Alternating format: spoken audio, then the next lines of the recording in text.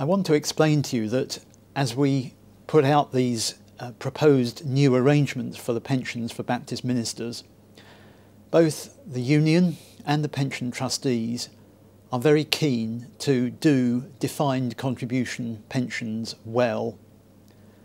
In order to do that, we need good design, good operation and good communication.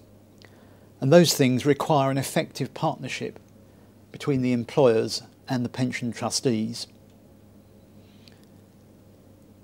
Some switches to defined contribution pensions in the commercial world have acquired a bad reputation because employers in some cases have taken the opportunity to cut contributions radically. That is not our intention. The proposal is that under the new arrangements, members would continue to contribute 8% of their pensionable income. That's the same rate they're paying at the moment. And although contributions as a whole need to go up, it was not thought fair to increase the contributions for members at a time when the change in arrangements means that risk for future benefits is being transferred to them. It's proposed that employers, churches and other employers involved will contribute 6% of pensionable income to the members' pension account, and they will contribute a further 4%, which will be used to finance benefits on death in service, benefits on ill health, and the costs of administering the fund. So that's a total of 10% from churches and employers to the new arrangements. In addition, churches and other employers will be needing to pay contributions to eliminate the shortfall identified by the 2010 actuarial valuation. And although we have yet to finalise the figure, it looks likely at the moment that the contributions towards the shortfall will need to be 10 to 12% of pensionable income. That will bring the total amount required from churches and other employers up from the current 16% to somewhere between 20 and 22%, with total contributions, including the members, being somewhere between 28 and 30%. At this stage, we can't give you a final figure that will apply from the 1st of January 2012, but that will be made available as soon as it is known.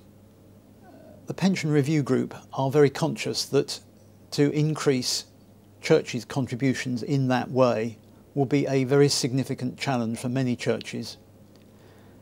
But in the interim consultation, questions were asked about the total level of contributions that people would be willing to accept, and a significant proportion of those responding recognised the potential need to go up to contributions in the mid to high 20s or even to 30%. The Pension Review Group has taken as a target for this hypothetical minister a net pension after tax of the same amount as the net stipend that the minister was receiving just before retirement, plus an allowance for the cost of rent on a property provided by the Retired Baptist Ministers Housing Society. Let me explain what will happen in terms of the arrangements after the end of 2011, assuming these proposals go through. As an existing member of the pension fund, you will still be entitled to defined benefits based on your service up to the 31st of December 2011. They will also be based on your final minimum pensionable income when you eventually leave ministerial service. Let me give you an example. If we've got a minister who is aged, let's say, 45 and has done 10 years service in the fund already, when he or she gets to age 65, in 20 years' time, their pension from the defined benefit section of the fund will be based upon 10 years of service up to the end of December 2011, but it will be based upon their final minimum pensionable income in 2031 at age 65. In addition, from the defined benefit section of the scheme, when somebody sadly dies in service, the spouses and any children's pensions will be based upon the full period of service they would have done had they remained in service until age 65. So, for example, in the case of my minister at 45 who's done 10 years service, were he or she to die in service, the spouse's pension and any children's pensions would take account not of 10 years service, but of the full 30 years that would have been completed by age 65. That kind of enhancement also applies to some ill health retirement cases for members who joined the fund before April 2006. Many ministers who are members of the fund will also have supplementary benefits. These have been purchased by contributions on stipend in excess of the standard stipend level, or by any additional voluntary contributions paid by members. Those supplementary benefits will again be honoured and will be eligible for any bonuses on them declared by the scheme actuary in the light of the performance of the fund's assets going forward. We now need to look at how the new defined contribution element will work. That will take in contributions from the member and from the church, and those will be credited to the member's pension account, or what we sometimes call the member's pension pot. That pension pot will be invested in a range of funds. The fund trustees will choose an appropriate range of unit trust type funds, including some which are ethical funds, and those will be available for investment. The way that each member's pension account is invested will be dictated by the investment policy chosen for or by them. Members have the right and the opportunity to make their own choice of investment policy, but we recognise that not many members will perhaps feel they have the expertise to do that. Probably the most common approach will be to use a lifestyle investment policy, which invests, when people are at younger ages, in assets which should have a high rate of return but may be quite volatile, like, for example, equities. As people draw towards retirement, the investment policy will gradually shift so that more money goes into more stable assets like bonds and cash. The intention being that by the time somebody reaches retirement,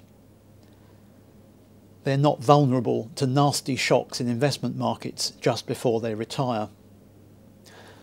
One of the choices members will be faced with at that time is where to buy an annuity. It will be possible to take the money that's built up in the pension account and use it in the open market to buy the best annuity terms that you can find.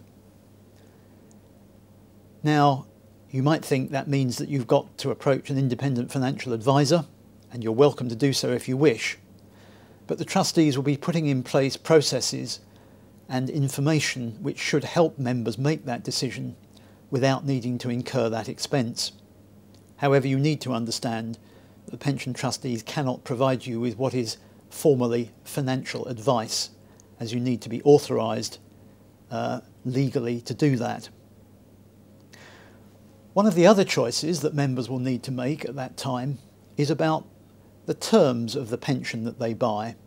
For example, should it be fixed in money terms? Should it increase in line with inflation or increase at a fixed rate of, say, 3% per annum? It will also be necessary to make a choice of whether the pension is just payable for the lifetime of the member, might be appropriate if you're single, or whether you wish the pension to continue after your death to a surviving spouse. What about those members that don't get to retirement? There are sadly from time to time tragic cases of death in service, and both the union and the pension trustees are very concerned to ensure that we look after people in that situation, or the dependents who are left in that situation. At present, a lump sum is payable on a death in service from the Minister's Fund, and that lump sum is 4 times minimum pensionable income. For existing members of the scheme, a lump sum of 4 times will continue to be paid, but it will in future be pensionable income rather than just minimum pensionable income. So those members in receipt of more than the standard stipend would receive a higher lump sum. In addition to the lump sum as a multiple of pensionable income, the amount in the member's pension account will also be payable as a lump sum. On top of that, the spouses and potentially children's pensions on death in service based on the full period of potential service will also be payable. For new members coming into the fund after the 1st of January 2012, those spouses and children's pensions will not be available, but for them a lump sum on death in service will be not 4 times but 8 times to provide additional resources to protect spouses and dependents in such sad situations. We also recognise that there are those sad situations where ministers are unable to continue working because of ill health, and we have been very concerned to make sure that proper provision is made in that circumstance. We're very conscious that many defined contribution pension schemes do not provide good benefits in the event of an ill health retirement, and so we have made arrangements to introduce an income continuation scheme. This will be an insured arrangement, and the way it will work is that after a minister has been off for 6 months on ill health, they will become eligible to receive payments equal to half of their pensionable income. In addition to paying that, the insurers will also pay contributions into the member's pension account and for continuing life assurance cover based upon their full pensionable income before they became ill. Payments from the income continuation scheme will continue while the member is in ill health, and if they recover they will stop and they will be eligible obviously to work again. If however the member remains ill and unable to work, the income continuation scheme stops at state pension age. However, at that point, because pension contributions have carried on going in to the member's pension account, it will be possible to buy a pension in the normal way. We hope that this arrangement will provide good cover for ministers going into the future, but you do need to be aware that decisions about qualification in terms of the level of ill health and the like will be made by the insurance company rather than by either the pension trustees or the union. I hope that helps to explain for you how the new arrangements would work. If they are approved, then there will be much more information coming out to you and more education and explanation later in the year.